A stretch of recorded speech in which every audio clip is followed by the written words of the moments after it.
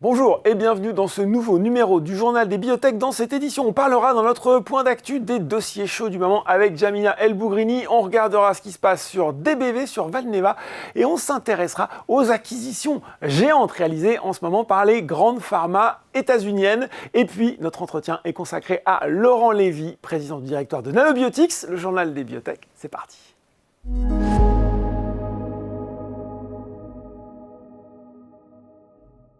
Et je reçois pour le point d'actualité Jamila El Bougrini, analyste chez Invest Securities. Bonjour Jamila.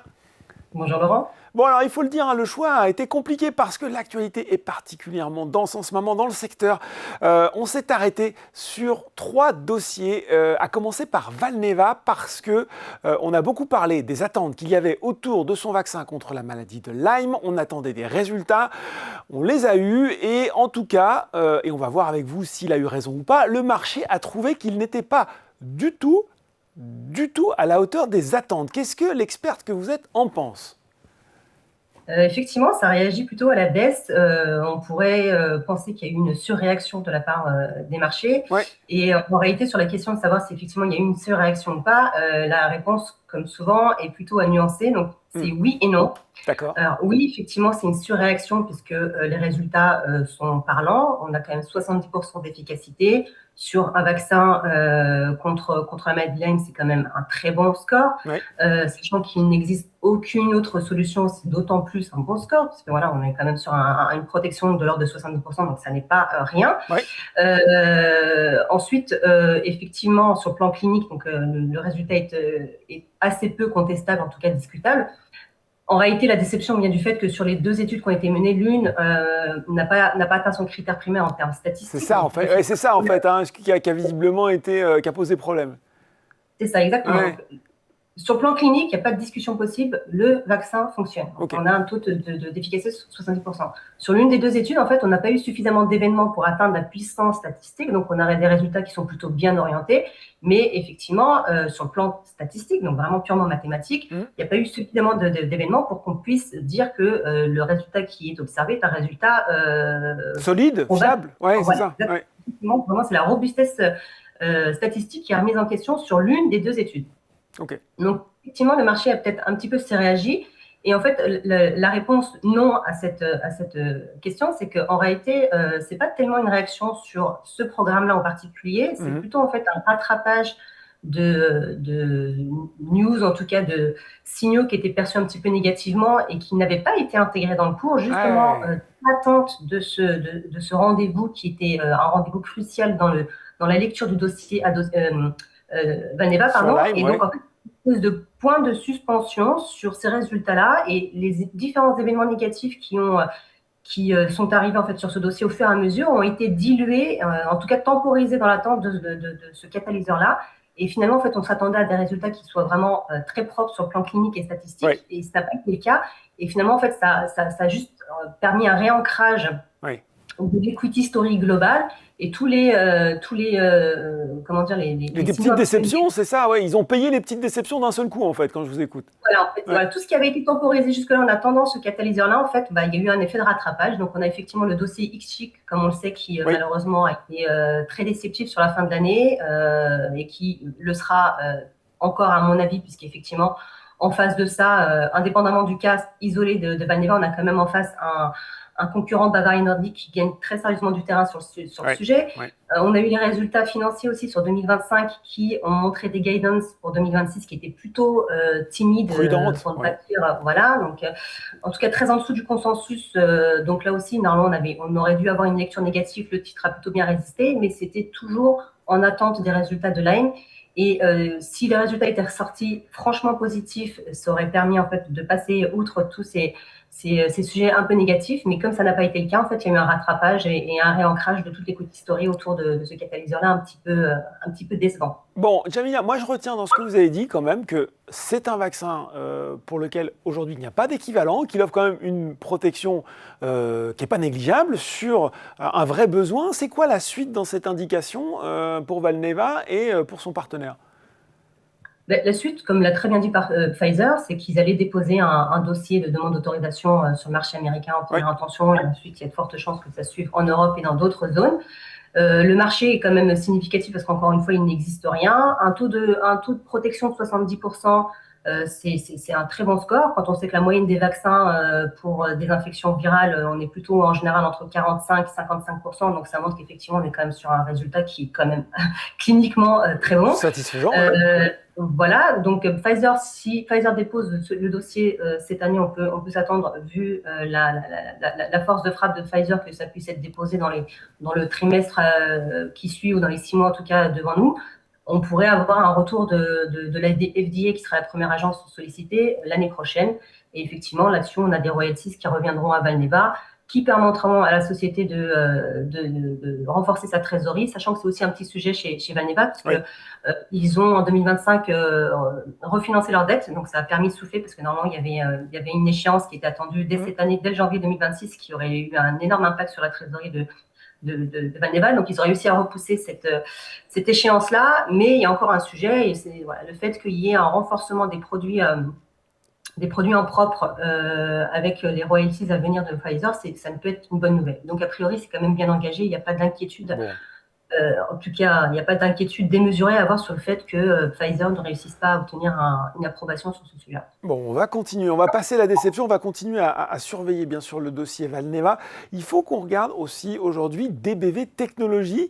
Je ne vais pas dire qu'elle a disparu du radar, mais elle était sans doute moins en vue qu'elle ne l'a été à une époque. Et pourtant, la biotech, le spécialiste de la lutte contre l'allergie, notamment aux arachides, a fait son entrée récente sur le SBF 120. Et l'occasion de se demander, finalement, DBV, où est-ce qu'ils en sont aujourd'hui ? Effectivement, comme vous l'avez très bien dit, depuis le début du Covid, parce que le début de l'histoire un peu compliquée de DBV s'ancre à ce moment-là. Elle est passée un peu sous le radar, donc ça a été suivi un petit peu après ça, parce qu'il y avait encore le dossier de l'EMA. Donc effectivement, il y avait une CRL qui avait été donnée par la FDA à la mi-année 2020. Il y avait encore le sujet EMA qui était en cours, et finalement là, pareil, en fait, l'EMA s'est aligné sur l'avis de la FDA, donc il y a eu un retrait de dossier pour retravailler le sujet. Ouais. Et depuis, c'est vrai que la société, en fait, a été plutôt sur le radar, mais elle travaillait sur ces différents sujets en étroite collaboration avec la FDA. Donc c'est ce qui est plutôt positif, c'est qu'il y a eu une période relativement longue, si on effectivement, on parle de mi-2020. En tant investisseur, c'était très long. En tant investisseur, c'est exactement ça. Ça a été très long, mais ça a été un temps qui a été mis vraiment à profit pour travailler le dossier main dans la main avec les agences, pour être sûr de répondre aux exigences des agences, pour obtenir en tout cas coller au maximum au plus près des attentes, pour pouvoir s'assurer d'avoir un dossier qui soit robuste pour une évaluation. Et donc aujourd'hui, c'est chose faite. Donc fin de l'année dernière, ils ont publié des résultats de phase 3 positifs chez les 4-7 ans. Le sujet qui avait été un sujet d'attention sur la précédente phase 3, c'est qu'il y avait aussi là un problème de statistiques. Oui. Donc là, en l'occurrence, ça n'est pas le cas. Donc on est sur une efficacité qu'on peut estimer être modeste, mais qui est quand même là. Ils ont montré une efficacité de l'ordre de 47% versus environ 15% pour le placebo. Donc ça fait une efficacité relative de 32%.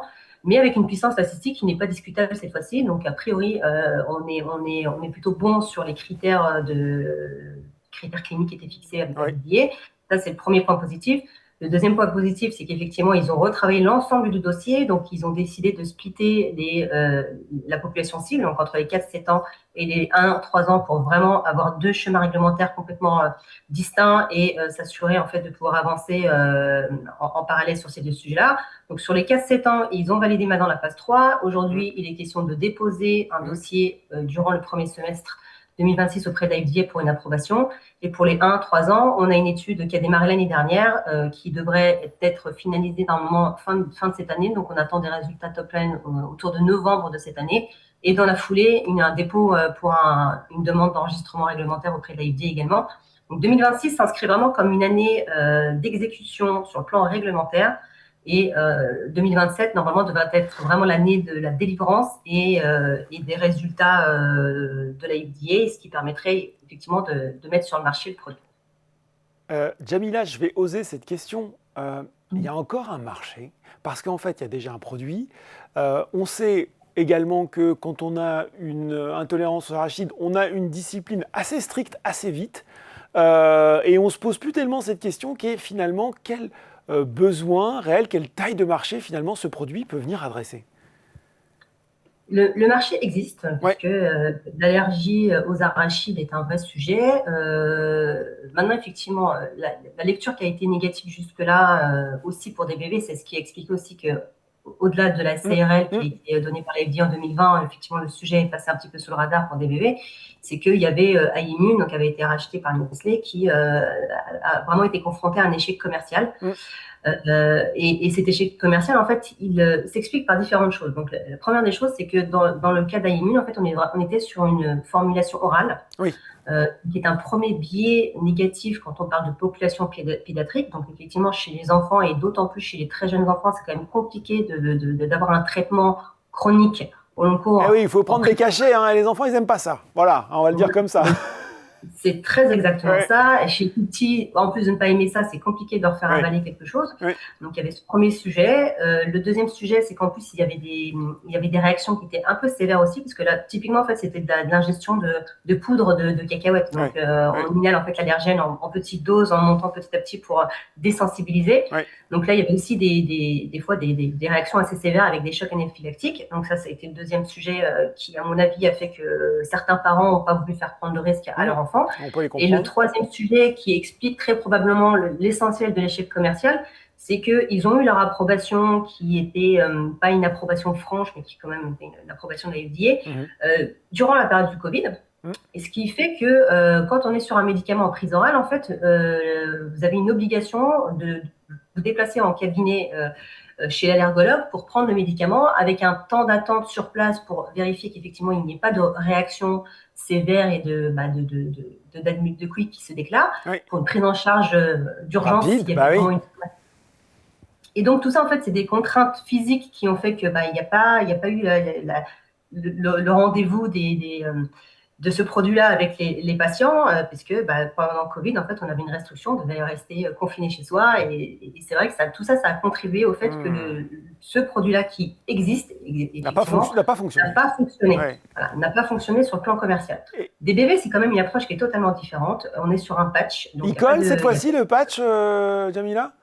Voilà, et le patch, effectivement, et ça fait partie de tout ce qui a été travaillé durant cette longue période de silence, en tout cas, silence vis-à-vis des marchés, mais un travail qui a été mené de fourmi, j'imagine, sur le plan opérationnel, ils étaient très présents, et ils ont travaillé avec la FDA, donc ils ont retravaillé notamment le patch, effectivement, pour lui donner une forme sans coin, parce qu'effectivement, l'autre sujet, donc au-delà du fait qu'il y a eu un problème, en tout cas une petite faiblesse sur le plan statistique, c'est qu'il y avait effectivement une inquiétude de la part de la commission qui a évalué le dossier en disant vous avez quand même une partie non négligeable des enfants qui perdent leur patch au cours de la journée. Oui, voilà. oui, oui. Donc, et on ne peut pas mettre sur le marché un produit dont on n'est pas certain qu'il puisse garantir la protection des patients qui se traitent avec ce sujet-là. Donc, ils ont retravaillé le patch. Effectivement, donc c'est un patch ovale qui n'a plus de coin. Donc, c'est plus difficile en fait à agripper pour les enfants qui se grattent parce qu'effectivement, quand on a une réaction locale, ça démange et les enfants ont tendance à gratter. Et a priori, ils ont réussi à mettre au point cette forme-là qui fonctionne plutôt bien.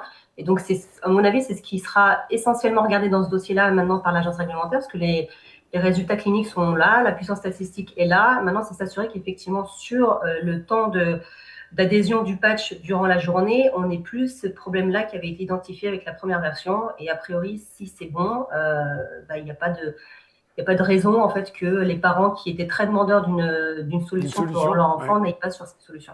Bon, intéressant, hein, le rebond de DBV et puis des bonnes nouvelles. On va suivre là aussi avec attention en espérant que les résultats suivent et que cette demande d'AMM arrive bientôt. On voulait terminer par les petites emplettes, ou les grosses d'ailleurs, hein, des pharma américaines, parce qu'en ce moment, vous devez faire des heures sup d'ailleurs, ils n'arrêtent pas de tomber de nouvelles. Quelques-unes, Eli Lilly qui lance une OPA de 6,3 milliards sur Centessa, c'est une biotech qui développe un traitement dans la narcolepsie. Biogen offre cette fois-ci à 5,6 milliards sur Apellis, spécialiste des maladies rares. Je crois aussi que Novo Nordisk a racheté une biotech il n'y a pas longtemps pour là aussi quelques milliards. C'est une activité incroyable. Il y a quelque chose qui explique, non pas cet attrait soudain, mais ce passage à l'action des grandes pharma US. Et oui, oui, effectivement, il y a des choses qui s'expliquent, en tout cas, il y a des choses qui expliquent ce, ce- Ouais. ce rebond, alors pas soudain, parce que ça fait déjà quelques temps, mais effectivement, là, ça devient de plus en plus visible, parce Mm. qu'effectivement, il y a des annonces quasiment au quotidien. Donc, ce qu'il faut en comprendre de ce rebond, alors, déjà, c'est que, comme vous l'avez dit, on a des gros montants. Ouais. Alors, il y a une étude de McKinsey qui montre qu'effectivement, par rapport à 2024-2025, il y a eu un rebond déjà de l'ordre de 50% de valeur en termes de transactions, pas Mm. forcément du nombre, mais en termes de valeur. Il y a eu aussi une augmentation du nombre. Ce que ça dit, c'est qu'effectivement, il y a une accélération sur la croissance externe. Donc, les pharma vont de plus en plus Mm. chercher des biotech pour leur innovation, parce qu'on le sait, la biotech a toujours été le principal relais d'innovation dans la pharma. Et aujourd'hui, ça devient de plus en plus urgent pour la pharma, puisque, comme vous le savez, en fait, ils sont confrontés à un mur de perte de brevets, Eh oui. dont on parle depuis un certain temps. Donc, Mm. on sait que la décennie 2020-2030 devrait concentrer un nombre assez important de pertes de brevets, parce qu'effectivement, sur cette décennie-là, il est question de 190 médicaments qui devraient être concernés par une perte de brevet, dont 69 blockbusters, ce qui au total pourrait représenter, ça dépend des cabinets, mais on serait entre 250 et 300 milliards de Waouh. dollars de chiffre d'affaires qui seraient concernés. Voilà. Donc effectivement, il y a un vrai besoin pour la pharma de Faut trouver des regarnir le brevets. pipe en gros, hein, quand je vous écoute. Exactement, Ouais. renouveler le pipe, c'est tout à fait ça, Ouais. puisque sur les principaux moteurs de leur croissance et de leur chiffre d'affaires, eh ben, il y a la perspective à court terme, aujourd'hui c'est même plus du moyen terme, c'est du court terme, de perdre du chiffre d'affaires, donc il faut absolument renouveler le pipe. Et donc, dans cette urgence-là, pour ceux qui ne s'y sont pas pris suffisamment tôt, ou en tout cas pour ceux qui ont tenté, mais qui ont eu beaucoup d'opérations qui se sont soldées par des échecs, parce qu'effectivement, il y a eu beaucoup Ouais. d'opérations Ouais. par le passé à des stades un petit peu plus early stage, mais c'est le problème du early stage, c'est qu'on a quand même un risque d'échec qui est assez élevé. Et effectivement, aujourd'hui, en fait, ils n'ont plus le temps de prendre ce risque. Et donc, de plus en plus, en fait, ils vont vers des biotech qui ont des actifs qui sont matures. Mhm. Donc, les pharmas sont de plus en plus sélectives. Donc, elles vont chercher la solidité, la crédibilité scientifique, la maturité de pipe. Et puis, donc, du coup, en face, forcément, ça veut dire des montants qui sont assez importants. Et là où encore il y a quelques années, on voyait des opérations qui étaient plutôt autour du milliard, 2 milliards quand on était sur de très belles opérations. Aujourd'hui, ça devient presque la norme d'être autour des 10 milliards. Donc, on est sur un gap de x10. Parce qu'effectivement, on achète le temps, on achète la maturité, on achète le dérisquage clinique. Et tout ça, ça coûte de l'argent. Et comme on le disait, en fait, hein, sur ce patent cliff qui est attendu à court terme et encore plus dans la deuxième partie de la décennie, donc là, vraiment, on rentre depuis l'année dernière dans la partie vraiment concentrée sur la perte de chiffre d'affaires. Oui. Ça va déborder un petit peu au-delà de 2030, mais là, aujourd'hui, c'est ce qui explique qu'on ait une vraie accélération sur le M&A, sur des montants qui, aujourd'hui, sont de plus en plus importants. Mais ce qui est intéressant aussi, c'est qu'il y a une double lecture à faire, c'est que ce qui est intéressant à surveiller, c'est les acteurs qui pourraient faire l'objet Oui. de rachats. Oui. Et Parce donc que ça, Jamila, on entend aussi pour nos petites Frenchies de temps en temps des rumeurs en ce moment hein, d'intérêt de grands groupes américains.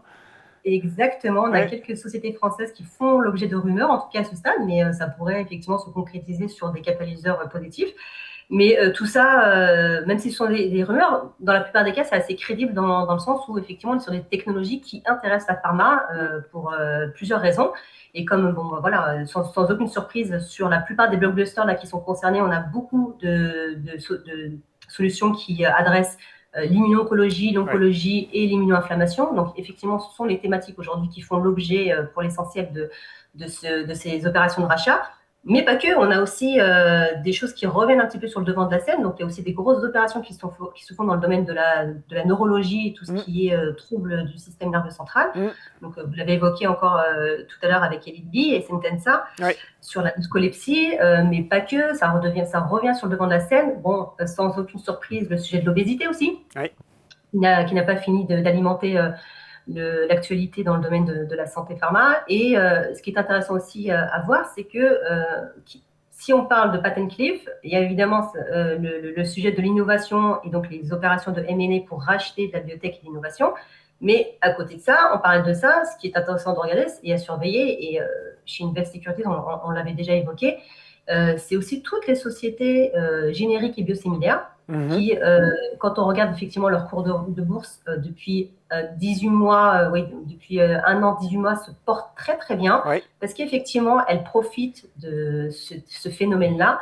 Et forcément, si vous avez des produits blockbusters aujourd'hui qui vont tomber dans le domaine public, elles vont se précipiter. Et pour la plupart, elles ont déjà dans leur pipeline les produits qui sont déjà prêts à être dégainés pour reprendre justement ces produits-là, notamment les biologiques en biosimilaire, pour renforcer leur pipeline et puis les utiliser comme levier de croissance pour elles-mêmes. Donc, il y a vraiment ces sujets à regarder. Donc, génériques biosimilaires à surveiller, les CDMO spécialisés, parce que là aussi, en fait, sur la reformulation des génériques et des biosimilaires, vous avez tous ces petites CDMO de spécialité sur la synthèse chimique et sur la biologie qui vont aussi boomer.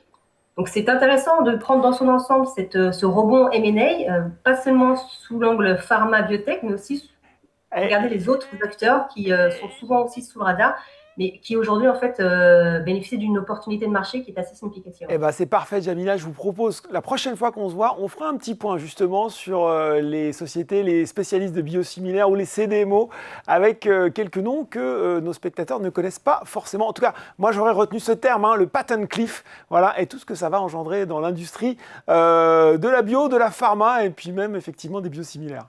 Avec plaisir, on se donne rendez-vous. Merci beaucoup. Tout de suite, dans le journal des biotech, c'est l'interview.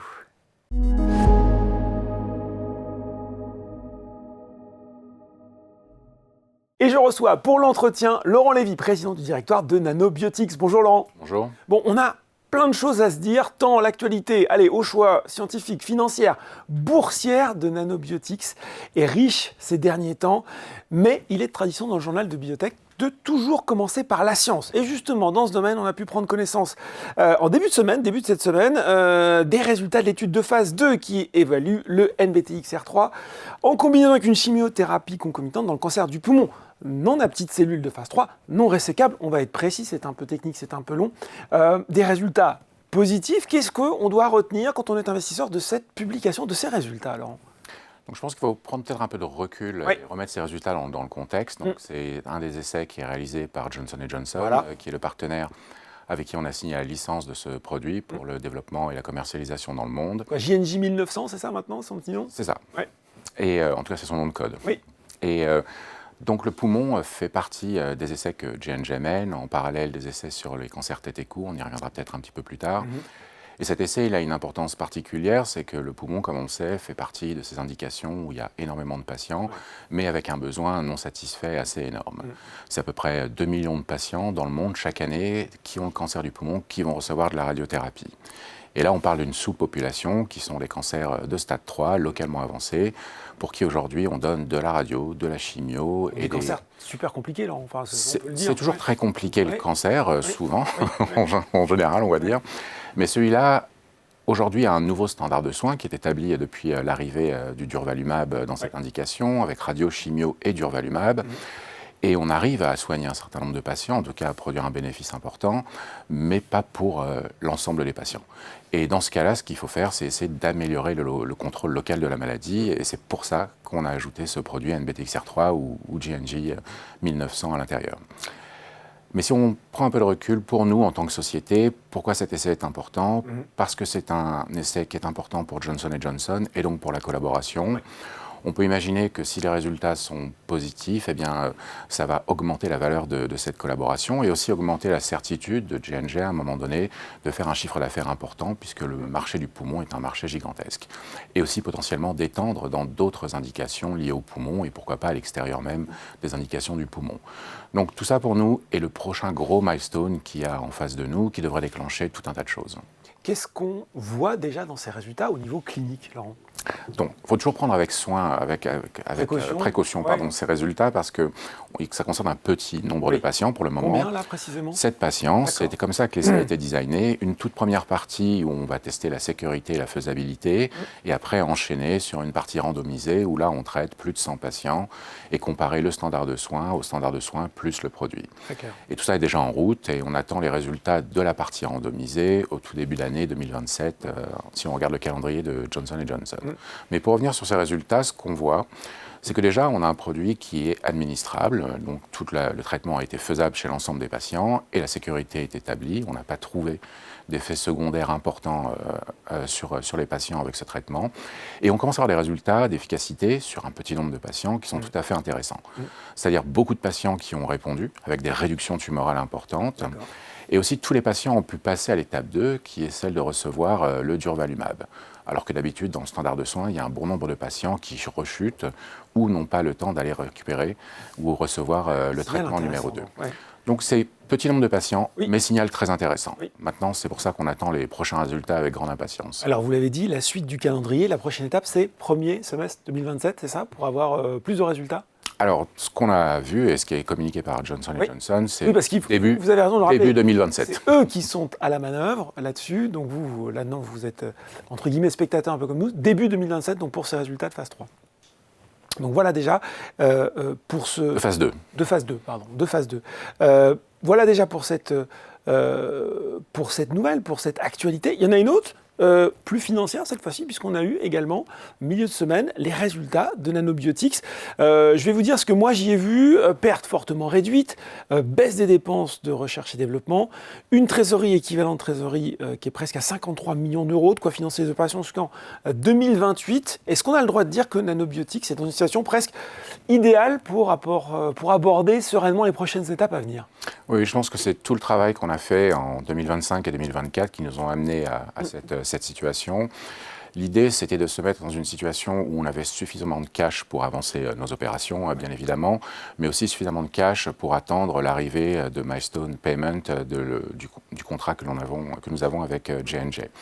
Et dans les 2-3 ans qui viennent, comme on l'a annoncé, en dehors même de ce cash qu'on a déjà en banque, on devrait recevoir plus de 200 millions d'euros de milestone si tous les développements se passent correctement. Ouais. Et donc, ce cash visibilité nous permet d'aller attendre une bonne partie de ces milestones aujourd'hui. Mais si je reviens sur les étapes qui nous ont amenés à cette situation, c'est que tout d'abord, on a renégocié une partie du contrat avec Johnson & Johnson avec pour but de transférer notre essai de phase 3 dans les cancers tête et cou pour que J&J puisse prendre les opérations, mais aussi financer la fin de cet essai.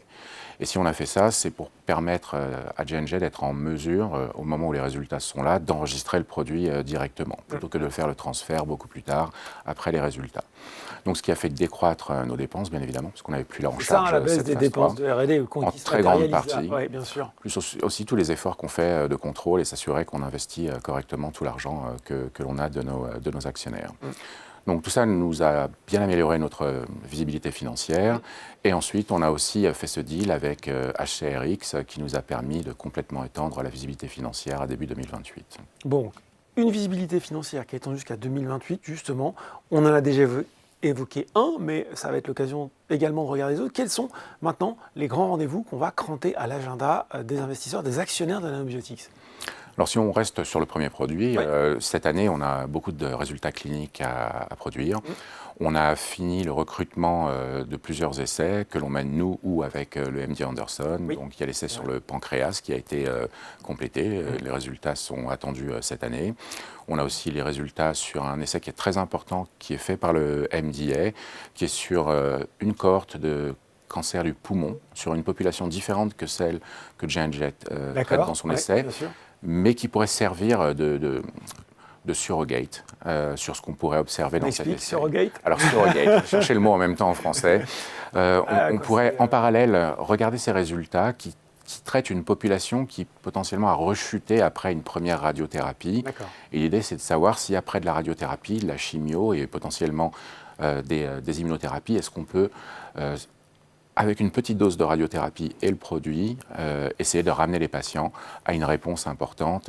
Et c'est un peu tout ce qu'on fait dans cet essai. Et l'idée de se dire que si ça marche bien dans cet essai, alors ça devrait encore mieux marcher si on traite les patients au tout début de leur maladie avec la radiothérapie, avec une dose complète, plus de la chimio, plus NBTXR3, plus du durvalumab. Donc c'est un essai qui pourrait nous donner un petit peu une idée de ce qui pourrait se passer de façon détournée sur l'essai que Johnson & Johnson est en train de mener. Donc ça, c'est 2026. 2026. Et si on se projette un tout petit peu plus loin, donc... Ah, mais c'est pas fini pour 2026. Pas fini, bah alors continuons. Donc, je mentionnais le cancer du pancréas, oui. Cet essai sur le cancer du poumon. On a aussi complété notre essai sur le mélanome. Et on a d'autres essais qui seront aussi lus cette année, présentés au cours de conférences médicales. Donc encore pas mal d'informations, de données à venir sur le potentiel du NBTXR3, en plus dans différentes indications. C'est ça. Ouais. Et donc ensuite, il devrait y avoir les résultats de la phase 2 randomisée de Johnson & Johnson sur le poumon. Et au premier semestre de l'année prochaine, les premiers résultats de phase 3 que nous attendons aussi. Bon, donc un calendrier qui est extrêmement fourni pour l'actualité. Ça, c'est pour les développements cliniques. Il faut forcément aussi qu'on parle un petit peu de la bourse, peut-être plus que d'habitude parce que Nanobiotix, c'est désormais 1,3 milliard d'euros de capitalisation, une progression de presque 750% sur un an, 40% depuis le début de l'année, une arrivée, excusez du peu, dans le SBF 120. Bien, vous allez me répondre, mais comment vous vivez ce changement de dimension? Qu'est-ce que ça a changé peut-être aussi sur la perception qu'ont maintenant les investisseurs de Nanobiotix?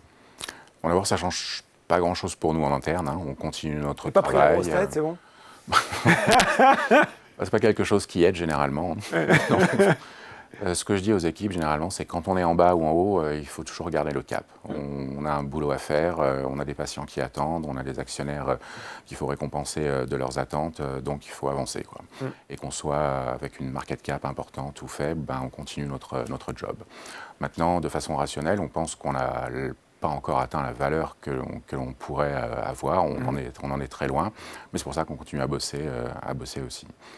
Donc, ça va. Mais en termes de perception externe, c'est vrai que ça a changé quand même pas mal de choses. On a beaucoup d'amis maintenant, on va dire. Alors, en fait, ce qu'on voit, c'est qu'il y a beaucoup de nouveaux actionnaires qui ont rejoint Nanobiotix, des gros fonds long terme. On voit aussi les institutionnels généralistes revenir, que ce soit de la place parisienne ou européenne.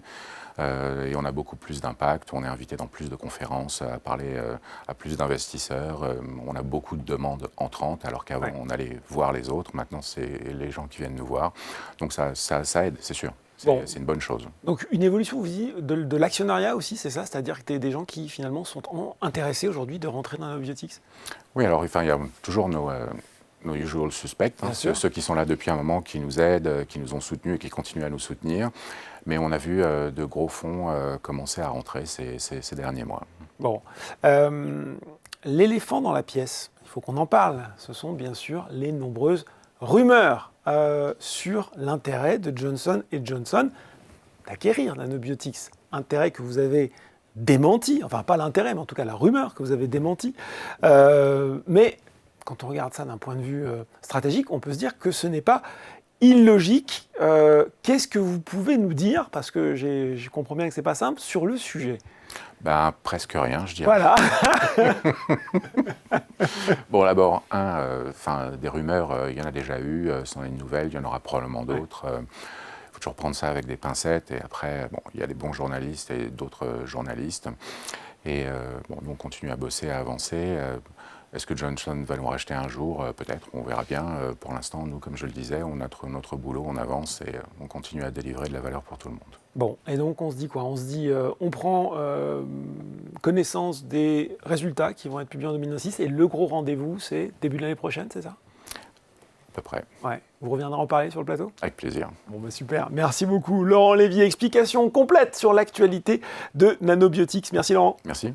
C'est fini pour ce journal des biotech, mais on se retrouve très bientôt pour un nouveau numéro.